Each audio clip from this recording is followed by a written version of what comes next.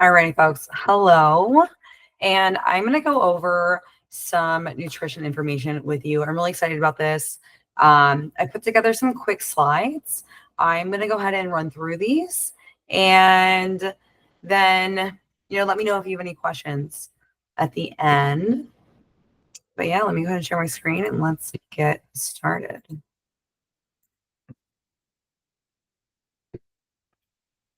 Okay, so the building blocks of health. These are macronutrients and micronutrients, which a lot of people have learned about a long time ago, but don't really put a lot of thought into in their day-to-day life. So nutrients are the raw materials that our body runs on. Just like a car, our bodies need the right fuel to function, and you need the right balance of macronutrients and micronutrients in order to stay healthy and function properly.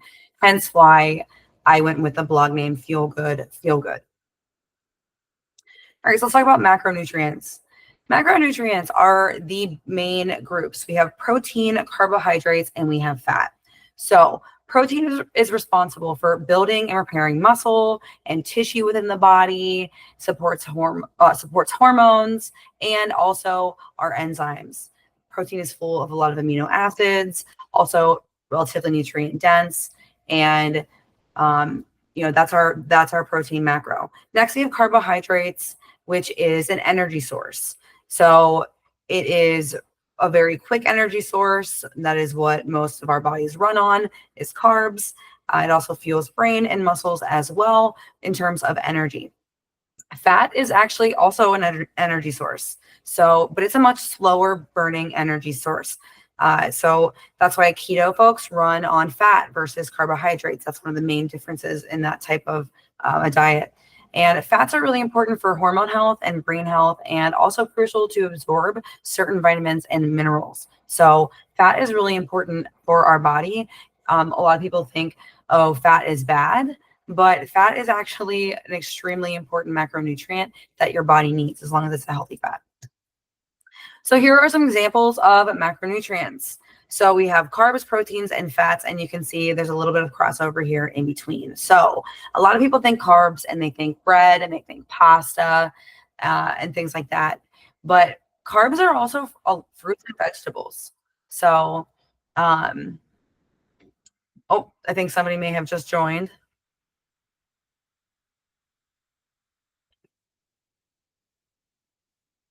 So I can't see my screen, but I'm running over what macronutrients are in my presentation. So if you're on, just hold until the end, and then I will open up for Q&A. So carbs are not just bread and pasta. We're also talking about fruits and vegetables. Now, when we go into the protein, there are some plant-based items that are also protein. So edamame, tofu, peanut butter would be one that also kind of has a crossover between fat and protein. And you can see there we have salmon, we have eggs, we have cheese. And then fats are also a combination of oils like coconut oil, avocado oil, olive oil. But you can also get some fats in plant-based materials as well as peanuts and avocados. So this is kind of just a quick overview of all these different groups and where the crossovers lie. All right, so I wanted to kind of bring this into why we gain weight in a very simplified manner. So one of the reasons is an excess of energy, so carbs and fat, without the right balance of protein. The American diet is extremely high in carbs and fat, and protein is usually the smallest portion. So when your body when it has too much energy, okay, which does equate to calories, but again, think of carbs and fat as our energy source. When it has too much of it, it stores it as fat. It has nowhere else to put it other than into fat cells. So one of the reasons why having that balance of protein is so important is because protein is one of the most filling nutrients. So it keeps us fuller for longer. It also provides a lot of nutrients. So we're not quite dealing with overeating in low nutrient foods and then leading that overeating in low nutrient foods. Therefore, we're still hungry. We're still craving more foods. So we want to make sure that we're balancing that out. The other thing is that our body has a really hard time storing protein as fat. Protein does equate to calories, but it's not necessarily just about the calories that matter. It matters where the calories are coming from. So your body will mostly just store protein into your tissues, into rebuilding muscle. So overeating protein doesn't make us fat, but when we have too much carbs and too much fat that we're eating, that is what contributes to weight gain. Here's kind of an example of what that looks like. So on the left, you can see lots of rice, and we have broccoli as well. So heavy on the carbs, low on the protein. So we have way more energy than we need. Whereas on the right side, with a heavier plate of proteins and healthy fats from eggs and avocados, and a lower amount from the carbs, which would be the starches, the potatoes in there, we have much more nutrient dense food and less energy, less fat, less carbs in excess. So now let's talk a little bit about micronutrients. Micronutrients are vitamins and minerals. So micronutrients support every bodily function in the body. They are responsible for energy, metabolism, our immunity, strengthening our bones, regulating hormones, our gut, contributing to our mood. So I'm super big on micronutrients because they're really important. And oftentimes people don't always think about them. So when's the last time that you really thought about how many micronutrients are in what you're eating? I mean, it's usually second thought for a lot of people. So, but when we fuel our body well with the right macro and micronutrients, that's when we feel our best. And I just wanted to kind of lay out for you all of those different ones. So we have some vitamins that are fat soluble vitamins. That means without fat present in the gut, there is no absorption of these vitamins. So vitamin A is a really good example where people would think vitamin A is found mostly in carrots, and it technically is not the bioavailable or active version of vitamin A. And if you're not eating your carrots with something that is fat, has fat in it, then you're not really going to absorb that vitamin A anyway. Liver is actually a way better source of vitamin A, and it is in its most active form. And it's more soluble because there's some fat in the liver as well. So anyway, side tangent. But then we have our water-soluble vitamins. We have our macro minerals, which our body needs in large amounts. So potassium, sodium, magnesium, calcium, phosphorus, sulfur, all of those are really important minerals that we need more of. And then we have our trace minerals: iron, zinc, copper, magnesium, iodine, selenium, chromium, and so on. So this is one of the reasons why I try to prioritize nutrient-dense foods in my diet. So nutrient-dense foods give you the biggest bang for your buck. They're rich in vitamins, minerals, proteins, and healthy fats. So it's, a lot of the fuel that your body needs, and just that. So leading into what foods are the most nutrient dense. So a lot of times when you think nutrient dense, you think colorful fruits and vegetables. And yes, those foods are considered highly nutritious because of the nutrients that they have in there. But we also need to take a look at bioavailability, which is basically just how easily your body can absorb and use those nutrients. Not everything is as bioavailable. Like just because a food has nutrients in it doesn't mean that we absorb it. There's other factors that play a role here. So animal-based foods, meats, fish, eggs, organ meats, dairy, contain very high bioavailable protein, iron, B vitamins, zinc, and then the fat-soluble vitamins.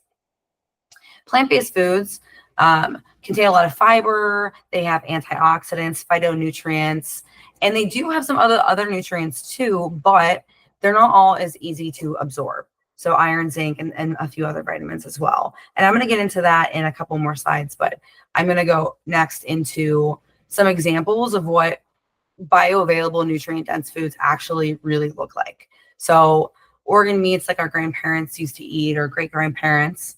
Obviously there's lots of animal foods in here as well. There's dairy that's also very nutrient dense, especially if it's raw. I know it's raw isn't available everywhere, but is available in some places. Oysters are extremely nutrient dense, very high in zinc. So there's a few examples here of what some of those look like. And now I'm kind of coming back into why plant-based nutrients can be hard to absorb. So something that is, I don't want to say it's new that we're learning, but things that we are learning. Plant foods also contain natural compounds called anti-nutrients, and it's basically their defense mechanism. Plants also want to reproduce and they want to grow, so they have a thing called anti-nutrients. And when it comes to animals and things, it can turn the plants into being off-putting for them, so they naturally aren't eating them. But for us, it actually inhibits the absorption of some vitamins and minerals, and can also irritate the gut of some folks too, especially people with autoimmune issues and different types of leaky gut and things like that.